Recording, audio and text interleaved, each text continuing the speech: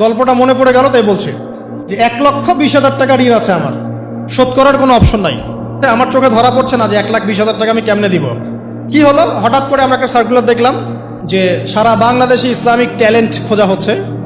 2000 এটা মনে হয় 17 কি 18 সালের কথা, হ্যাঁ 18 না, হ্যাঁ আলোকিতকে। তো এখন আমার ওয়াইফ বলছেন যে আপনি এটাতে অ্যাপ্লাই করেন।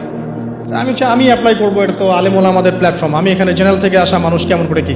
তো সে বলছেন আপনি পারবেন ইনশাল্লাহ, আপনি পড়াশোনা করেন ইনশাল্লাহ পারবেন। তো আমি দেখছি আগে প্রাইস কি আছে, কষ্ট তো করবো, আগে দেখি পুরস্কারটা কি। তো পুরস্কারটা দেখছি যে একটা ওমরা করাবে। ওমরা করা তো যে কারোর জন্য একটা স্বপ্নের ব্যাপার না। আর লেখা আছে যে ফার্স্ট প্রাইস 3 লাখ টাকা, second prize 2 lakh, third price হচ্ছে 1 লাখ টাকা। তো সেটা আচ্ছা ঠিক আছে। তারপর টানা 4 কি 5 মাস দৈনিক 10 থেকে 12 ঘন্টা করে পড়েছে। টানা 4 থেকে 5 মাস দৈনিক 10 থেকে 12 ঘন্টা, নাওয়া খাওয়া সব ওখানেই। আর যতটা সহজ মনে করছেন আসলে কিন্তু প্রতিযোগিতা অত সহজ নয়। আসলে যে কোনো জায়গা থেকে প্রশ্ন আসতে পারে, আকিদা, সিরাত, ইতিহাস, এটা ওইটা অনেক টপিক, প্রায় 36টা বিভাগ আছে। তো আলহামদুলিল্লাহ কিভাবে জানি আস্তে আস্তে উঠতে পারলাম। গিয়ে দেখলাম যে হ্যাঁ টিভি রাউন্ডে চলে গেছি। আমি তেমন কিছুই করি নাই, আমি শুধু পরিশ্রম করেছি, আল্লাহর কাছে বেশি থেকে বেশি দোয়া করেছি যে আল্লাহ আমার ঋণ আছে, ঋণ শোধ করতে হবে একটা। এবং আমি চাচ্ছি যে এই প্রোগ্রামের মধ্য দিয়ে দিনের একটা বড় সার্কেল পাওয়া যায়, দিনী প্ল্যাটফর্ম পাওয়া যায়। আলহামদুলিল্লাহ আল্লাহ পাকের ইচ্ছায় সেখানে একটা ভালো রেজাল্ট হলো এবং সেখানে উমরাও করা হলো আলহামদুলিল্লাহ। এবং ক্যাশ তারা খুব তাড়াতাড়ি দিয়ে দিয়েছে। আমি পুরো ক্যাশটা আগে পেয়েই আগে ঋণটা শোধ। এখন এই সময় কিন্তু আমি দোয়াটা করেছি, আল্লাহুম্মা কফিনি বিহালালিকা আন হারামিক ওয়া আগনিনি বিফাদলিকা আম্মান সিওয়াক। দেখেন আমি কিন্তু জানতামও না এমন কোনো প্রতিযোগিতা হবে, আমি সেখানে পার্টিসিপেট করব, ওই ওসিলায় উমরা করব, ওই ওসিলায় আবার ঋণও শোধ হবে, আমার কিন্তু মাথায় ছিল না। এটাই হচ্ছে আল্লাহ পাকের সেই আয়াত, ওয়া মান ইয়াত্তাকিল্লাহ ইয়াজআল লাহু মাখরাজা। আল্লাহ পাককে যে ভয় করবে আল্লাহ পাক তার জন্য রাস্তা খুলে দিবেন ইনশাআল্লাহ।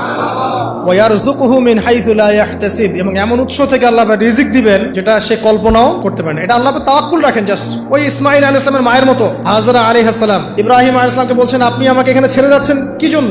ইব্রাহিম বলছেন আল্লাহর আদেশে। তখন তিনি বলছেন তাহলে আল্লাহ আমাকে ফেলে দিবেন ইনশাআল্লাহ। সেই মায়ের গর্ভ থেকে ইসমাইলের মতো সন্তানের জন্ম হলো, যেই সন্তানকে বাবা বলছে যে আমি তোমাকে জবাই করছি, স্বপ্নে দেখেছি, ফানজুর মাযা তারা, তোমার রায় কি? সে বলছে ইয়া আবাতি ফাআল মা তু'মার, আপনাকে যে আদেশ করা হয়েছে আপনি সেটাই করেন। সাতাজিদুনি ইনশাআল্লাহু মিনাস সাবিরিন, ইনশাআল্লাহ আপনি আমাকে ধৈর্যশীল পাবেন। দেখেন কোন মায়ের গর্ভ থেকে কোন সন্তান। তাকে কি বাবা মানুষ করেছিলেন?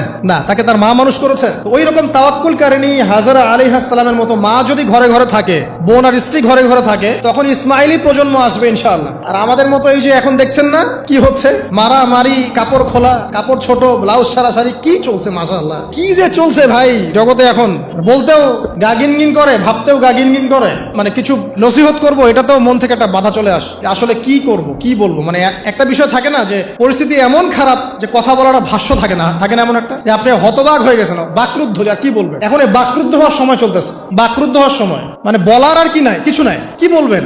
আস্তে আস্তে কাপড় খুলতে এখন বিকিনি পরে ঘুরতে চায়। বলে যে কয়দিন পর বিকিনি পরেই ঘুরবে। দেখেন ওরা চায় যে পশ্চিমারা যেমনে চলে অমনেই চলুক সবাই।